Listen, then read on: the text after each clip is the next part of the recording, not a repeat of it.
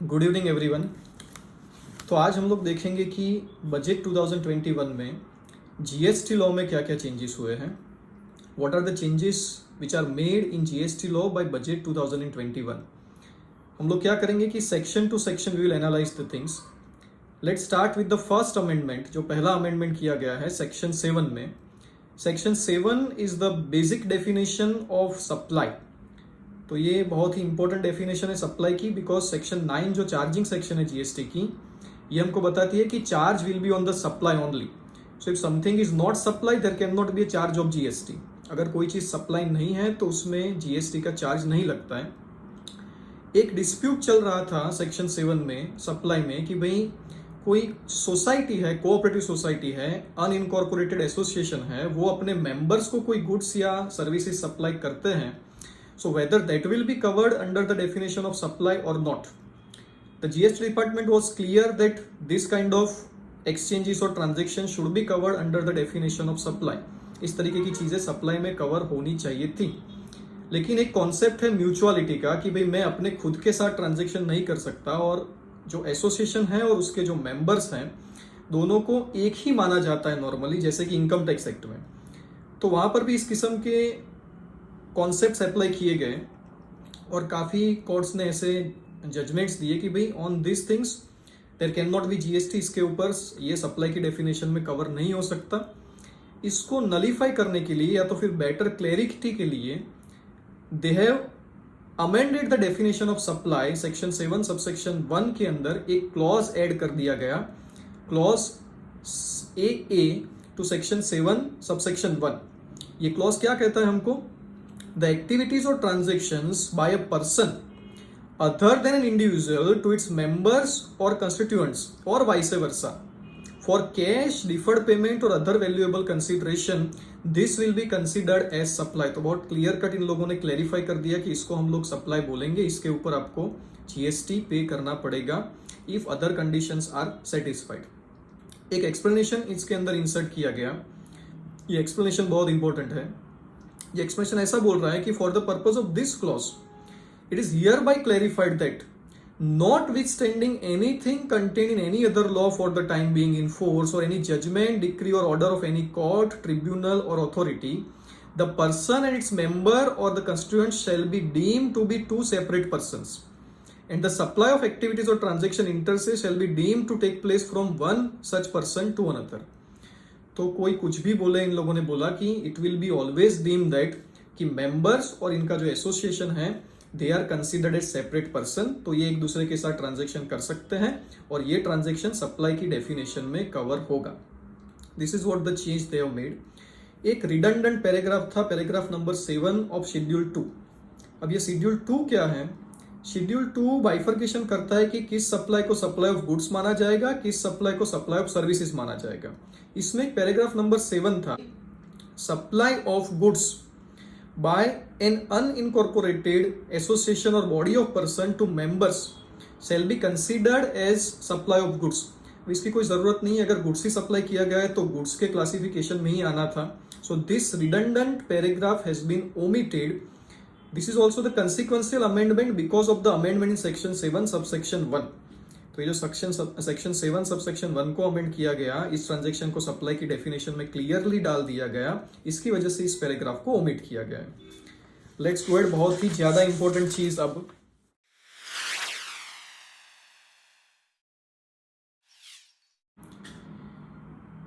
Section 16 subsection 2 में change किया गया है। एक लंबा डिस्प्यूट चल रहा था कि भाई अगर मेरे सप्लायर ने अपने जीएसटीआर 1 में कोई इनवॉइस नहीं दिखाया गया है जो कंसिक्वेंटली मेरे जीएसटीआर 2 में रिफ्लेक्ट नहीं हो रहा है, तो वो उसकी गलती है। उसकी वजह से my input tax credit eligibility can not be denied. वो डिनाई नहीं हो सकती। काफ़ी कोर्ट्स के जजमेंट भी इस किस्म के आए कि भाई जो डेलीगेटेड लेजिस्लेशन है, जो आपकी प्रोसीजर्स हैं, जो आपके रूल्स हैं, वो पेरेंट लेजिस्लेशन को ओवरराइड नहीं कर सकती। पेरेंट लेजिस्लेशन यहाँ पर है सेक्शन 16 सबसेक्शन 2, जो कंडीशंस दे रहा है आपकी eligibility for taking the input tax credit के लिए कि किस कंडीशन में आपको इनपुट टैक्स क्रेडिट मिलेगी। वो लोग बोल रहे हैं कि इन 4 कंडीशन को पढ़कर, जो 4 कंडीशन दी है सेक्शन 16 सबसेक्शन 2 में, ऐसा कहीं पर भी नहीं लग रहा कि अगर मेरे GSTR 2A में ये चीज रिफ्लेक्ट नहीं हो रही, then I will not be eligible for the credit. कौन सी 4 कंडीशंस दी हैं सेक्शन 16 सबसेक्शन 2 में? Number 1, the person must possess the invoice और सच अदर डॉक्यूमेंट, उसके पास इनवॉइस होना चाहिए परचेज जो किया है उसका। नंबर 2, गुड्स और services are received, he must have received the goods और services. Number 3, tax is paid to government, government के पास टैक्स का पैसा आना चाहिए। And he has file return under section 39, उसने सेक्शन 39 में रिटर्न फाइल किया हुआ होना चाहिए। अगर ये 4 कंडीशन फुलफिल हो रही है, then I am eligible for the input tax credit under section 16 subsection 2। अब डिस्प्यूट ये था कि भाई मेरे GSTR 2A में रिफ्लेक्ट हो रहा है कि नहीं हो रहा है। That should not be a condition for the purpose of deciding my eligibility for taking the input tax credit. अब इस सारे डिस्प्यूट को रेस्ट करने के लिए what kind of amendment they have made, एक क्लॉज ऐड कर दिया गया है सेक्शन 16 सबसेक्शन 2 में। क्लॉज है AA। ये क्लॉज ऐसा बोल रहा है कि भाई the details of the invoices और debit note referred to in clause A has been furnished by the supplier in the statement of outward supplies and such details have been communicated to the recipient in the manner specified under section 37। इसका सीधे language में मतलब ये होता है कि आपके supplier ने GSTR 1 में ये इनवॉइसेस दिखाए हैं, GSTR 1 में या तो फिर इनवॉइस फर्निशिंग फैसिलिटी के थ्रू, और आपके GSTR 2A या GSTR 2B में ये इनवॉइसेस रिफ्लेक्ट हो रहे हैं, only then you are eligible for the input tax credit. तो जो डिस्प्यूट था कि भाई द डेलीगेटेड लेजिस्लेशन ओवरराइड कर रहा है पेरेंट लेजिस्लेशन को, तो अब ऐसा नहीं है। Now in the law itself they have provided that कि भाई अगर GSTR 1 में आपके सप्लायर ने ये इनवॉइस नहीं दिखाया है, then you are not eligible for the credit. ये क्लियर कट चीज सेक्शन 16 सबसेक्शन 2 का बहुत ही ज्यादा इंपॉर्टेंट अमेंडमेंट। तो चलिए आगे बढ़ते हैं। अब आती है सेक्शन 35 सबसेक्शन 5 और उसकी करस्पॉन्डिंग सेक्शन 44। सेक्शन 35 सबसेक्शन 5 थी audit by a chartered accountant और कॉस्ट अकाउंटेंट। इस सेक्शन को ओमिट कर दिया गया है। इसका मतलब यह है कि now you are not required to get your books of accounts audited by a chartered accountant और कॉस्ट अकाउंटेंट्स। ये पूरा जो प्रोविजन था सेक्शन 35 सबसेक्शन 5 का, इसको ओमिट कर दिया गया है। एक ऐसी बातें की जा रही है गवर्नमेंट की तरफ से, काफ़ी एक्सपर्ट्स की तरफ से, कि भाई we want to go towards a situation कि जहाँ पर एसएससी खुद अपना रिटर्न फाइल कर सके, खुद सारी चीज़ें कर सके, जिसको चार्टर्ड अकाउंटेंट की ज़रूरत ना रहे ये सारी चीज़ें करने के लिए, उसको चार्टर्ड अकाउंटेंट के पास आना ना पड़े। दिल बहलाने के लिए ख्याल तो अच्छा है, but we know what is the actual facts. तो जो सेक्शन 35 सबसेक्शन 5 को ओमिट कर दिया गया, इसका मतलब ये नहीं है कि you are not required to file the reconciliation statement under section 44। Section 44 को भी अमेंड कर दिया गया है, जिसमें ये लोग ऐसा बोल रहे हैं कि ये self certified copy of the reconciliation statement reconciling the value of the supplies declared in the return furnished for the financial year with the audited financial statements, ये जो चीज है वो फर्निश करनी पड़ेगी किसको? टैक्स पेयर को। In which manner? In the manner that may be prescribed. तो रूल्स के थ्रू ये सारी चीजें आएगी कि कैसे इसको करना है। But the thing is you are not required to get the books of accounts audited by chartered accountant और कॉस्ट अकाउंटेंट। जो रिकंसिलिएशन स्टेटमेंट जाएगा और फिनेंशियल स्टेटमेंट्स अटैच होंगे वो सेल्फ सर्टिफाइड होंगे, टैक्स पेयर को खुद इसको सर्टिफाई करना पड़ेगा। Then another amendment is there in section 50 subsection 1। आपको पता होगा कि सेक्शन 50 सबसेक्शन 1 है इंटरेस्ट के बारे में। इसके बारे में भी काफी लंबा डिस्प्यूट चला कि भाई जो मुझे इंटरेस्ट पे करना है अंडर सेक्शन 50 सबसेक्शन 1, ये ग्रॉस लायबिलिटी के ऊपर होना चाहिए कि नेट लायबिलिटी के ऊपर होना चाहिए। ग्रॉस लायबिलिटी का मतलब ये होता है कि टोटल अगर मुझे 1 लाख रुपए पे करने हैं, मेरी क्रेडिट लेजर में 80,000 रुपीज पड़े हैं, तो ग्रॉस लायबिलिटी है 1 लाख रुपए की, और नेट लायबिलिटी है 1 lakh minus 80,000 is equal to 20,000 रुपए की। तो अगर ये पैसा 20,000 मैंने पे नहीं किया, तो जो इंटरेस्ट है सेक्शन 50 सबसेक्शन 1 का, ये 1 लाख के ऊपर लगेगा कि 20,000 रुपीज के ऊपर लगेगा। जीएसटी काउंसिल ने अपनी एक मीटिंग में बताया कि भाई हम लोग चाहते हैं कि ये सिर्फ नेट लायबिलिटी के ऊपर लगे। उसके बाद में एक नोटिफिकेशन भी आया। फिर डिस्प्यूट ये हुआ कि नोटिफिकेशन में तो बोला गया है कि भाई ये नेट लायबिलिटी के ऊपर लगेगा, लेकिन नोटिफिकेशन कौन सी तारीख से एप्लीकेबल होगा? It will be applicable from September 2020। तो आगे का क्या? फिर एक प्रेस रिलीज आई जिसमें इन लोगों ने बोला कि भाई आगे की अमाउंट का डिमांड जो है वो ग्रॉस लायबिलिटी के ऊपर, वी विल नॉट आस्क, इसकी डिमांड हम लोग ग्रॉस लायबिलिटी के ऊपर नहीं निकालेंगे, सिर्फ नेट लायबिलिटी के ऊपर निकालेंगे। But the press release is not having any legal backing. तो सारे डिस्प्यूट को रेस्ट करने के लिए they have amended section 50 subsection 1। इसके अंदर जो प्रोवाइजो डाल दिया गया है उसमें ऐसा लिखा गया है कि भाई this proviso will be deemed to have been incorporated from 1 July 2017। मतलब कि ये पहले से ही था। इस प्रोवाइजो में ऐसा लिखा गया है कि भाई इंटरेस्ट अंडर सेक्शन 50 सबसेक्शन 1 है वो लगेगा नेट लायबिलिटी के ऊपर ही, not on the gross liability. और इसमें एक चीज और भी है, it will be except where such return is furnished after commencement of any proceedings under section 73 or section 74 in respect of the said period। मतलब कि ये तभी तक काम करेगा जब आपका जो रिटर्न है वो सेक्शन 73 या 74 की जो प्रोसीडिंग्स है वो कमेंस हो जाए, वो स्टार्ट हो जाए, उससे पहले आपने फाइल किया है तो। अब बात करते हैं सेक्शन 74 की।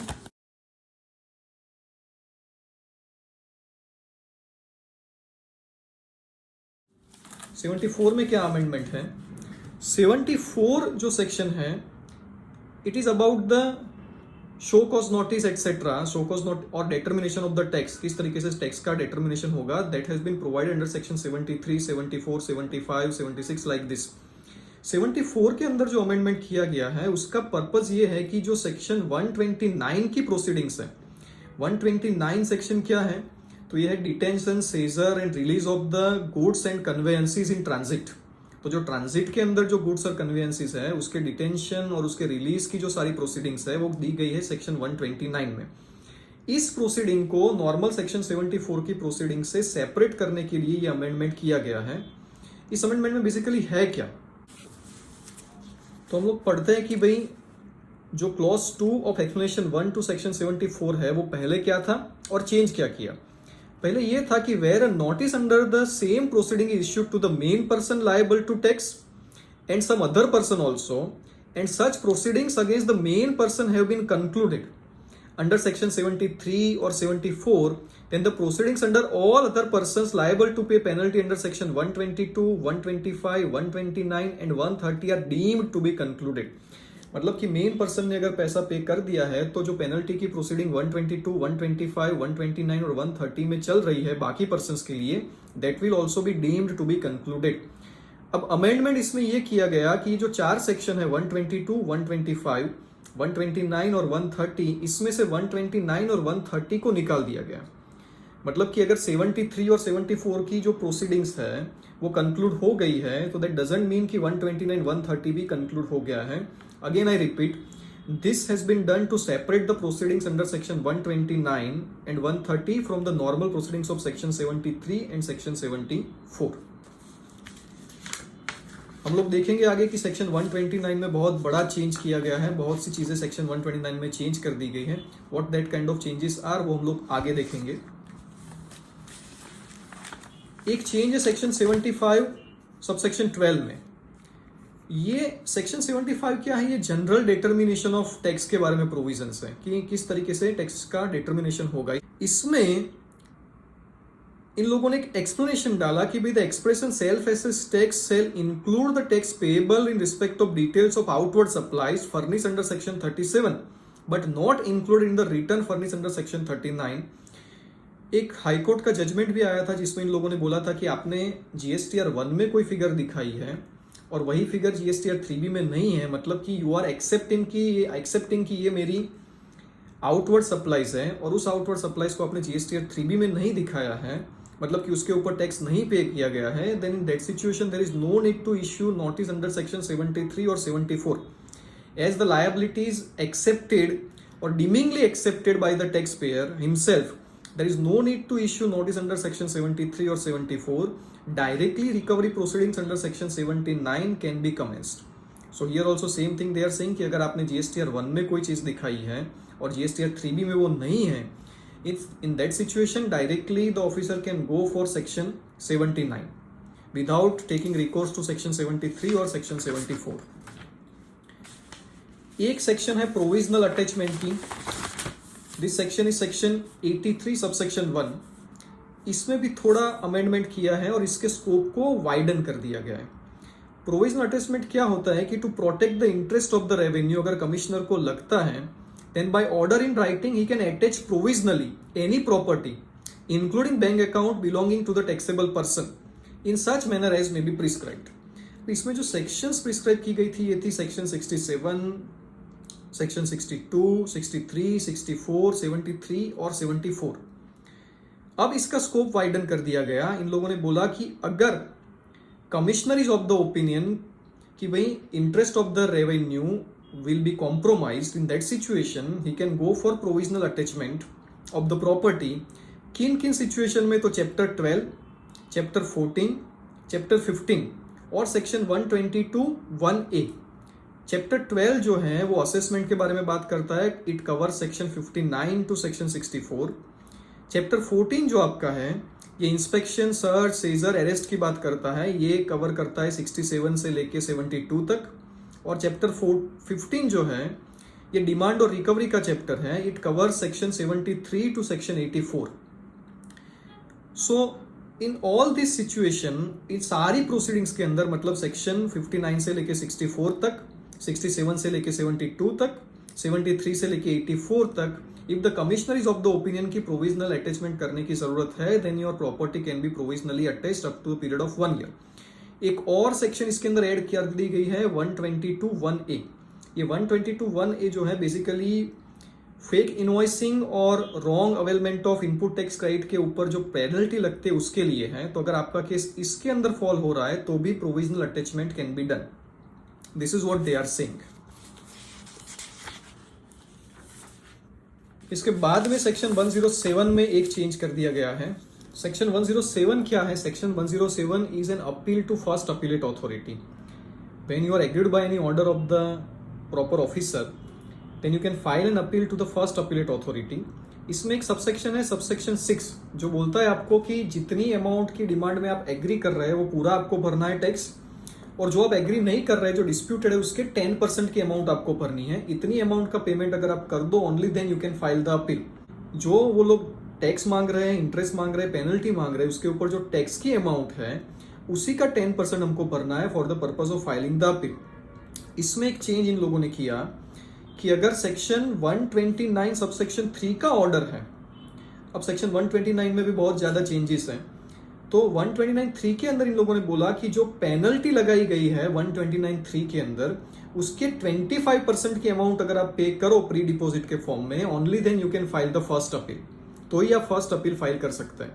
एक चीज हमको समझनी पड़ेगी कि 129 की जब हम लोग बात कर रहे हैं, जो detention, seizure of goods and conveyances in transit की बात कर रहे हैं, उसमें ऐसा चेंज है कि भाई टैक्स और इंटरेस्ट की बात ही नहीं है, only the penalty will be impose in the that section. तो प्री डिपॉजिट के अंदर क्या किया इन लोगों ने कि अगर 129 सबसेक्शन 3 का ऑर्डर है तो जो पेनल्टी 129(3) के अंदर मेंशन की गई है उसका 25%, 25% if you are paying first, then you can file an appeal under section 107। अब बात करते हैं हम लोग जो अमेंडमेंट किए गए हैं सेक्शन 129 के अंदर। 129 के अंदर कंफ्यूजन ये था कि जब भी कोई ट्रक या कोई भी ट्रांसपोर्ट व्हीकल जो है उसको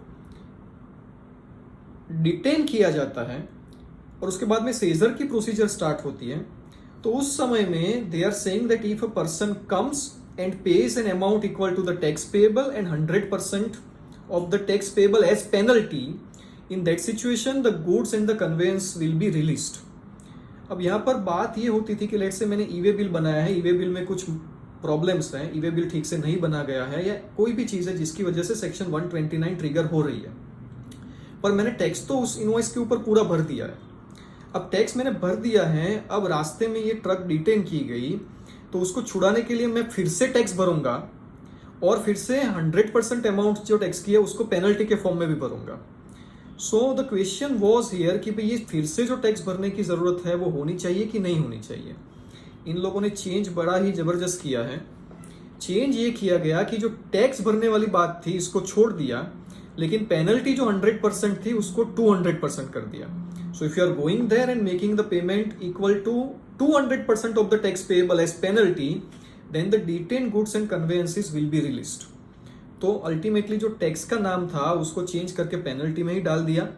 सो penalty equal to 100% की जगह penalty will be equal to 200%. This is what they are saying under section 129 subsection 1 clause A and B also. B में भी वही किस्म का इसी किस्म का चेंज किया.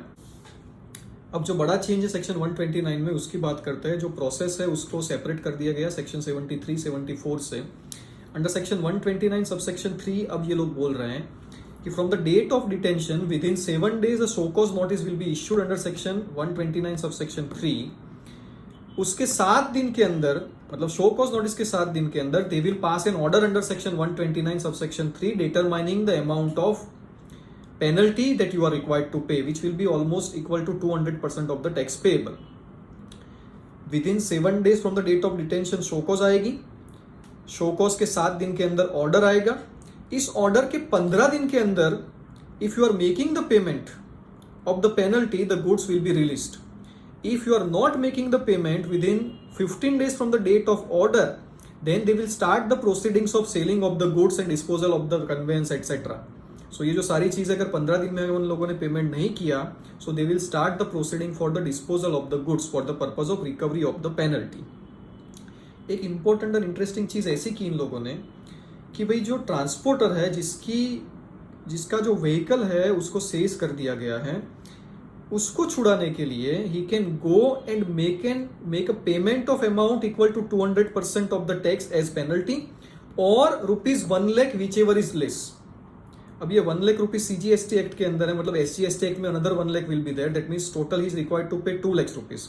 सो 200% पेनल्टी और 2 lakh rupees whichever is less, इतने का अगर वो पेमेंट कर देता है देन हिज ट्रांसपोर्ट और the vehicle will be release. अगर आपके पास जो भी गुड्स है वो हैजर्डियस किस्म के गुड्स हैं तो ये 15 डेज तक वेट करने की उन लोगों को जरूरत नहीं है. Proper officer will decide that within how much time it is required to be disposed of. This can be done. Other changes whatever are made friends in the GST law, they are administrative changes, so I am not going to discuss those administrative changes. However, if you have any question on those administrative changes also, you can ask that particular question in your comment.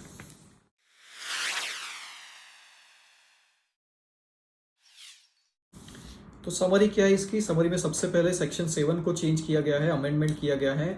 Clause AA has been inserted to section 7 subsection 1 जो आपको बोल रहा है कि if you are a person other than individual, तो अगर आप अपने मेंबर को या कंस्टिट्यूएंट को कोई गुड्स या सर्विसेज का अंदर ट्रांजेक्शन या एक्टिविटी कर रहे हैं that will be considered as supply if it is for consideration. अगर वो कंसिडरेशन से है तो उसको सप्लाई माना जाएगा. ये क्लैरिफाई कर दिया है. सेक्शन 16 सबसेक्शन 2 की कंडीशंस उन लोगों ने एडिशनल ऐड की कि अगर आपके सप्लायर ने GSTR 1 में आउटवर्ड सप्लाई दिखाया है which will be consequently reflected in your GSTR 2A or 2B, only then you are eligible for the ITC. Audit by a chartered accountant or cost accountant has been omitted. एक self certification होगा reconciliation statement का जो tax payer खुद करेगा. Section 50 subsection 1 में change किया गया है. Rather it is on clarification only कि भाई इंटरेस्ट जो है that will be applied only on the net liability and not on the gross liability. And this amendment has been made retrospectively from 1 July 2017. Section 74 में change किया और इसको 73-74 की process को सेक्शन 129 और सेक्शन 130 की प्रोसीडिंग्स के से अलग कर दिया गया है. सेक्शन 75 सबसेक्शन 12 में एक एक्सप्लेनेशन इंसर्ट किया गया कि अगर आपने सेक्शन 37 में मतलब आपके GSTR 1 में कोई सेल्स दिखाया है which is not reflected in your GSTR 3B, then directly recovery proceedings under section 79 can commence. There is no need to wait for notice under section 73 or section 74 for the officer. Section 83 subsection 1 जो कि provisional attachment का section है, इसके scope को widen किया गया है. पहले जो सेक्शंस थे उसमें काफी और प्रोसीडिंग्स भी ऐड कर दी गई है जिन केसेस के अंदर आपके एसेट्स को वो लोग प्रोविजनली अटैच कर सकते हैं. इसके बाद सेक्शन 107 सबसेक्शन 6 में चेंज किया गया कि 129(3) का अगर ऑर्डर है तो pre deposit equal to 25% of the penalty you are required to pay. Only then the appeal to first appellate authority can be filed. And the proceedings under section 129 has been completely changed. Detention के 7 दिन के अंदर notice आएगी, notice के 7 दिन के अंदर order आएगा, उसके 15 दिन के अंदर हमको 200% ऑफ द टैक्स पेबल का पेमेंट करना है in the form of penalty. तो interest, tax etcetera words are removed. Now only penalty will be imposed under section 129 which will be equal to 200% of the tax payable. watching the video. I have also prepared a detailed note on the GST amendments in the budget 2021. If you are interested, you can write down your email ID in the comment section. I will send you the detailed notes. Thank you very much.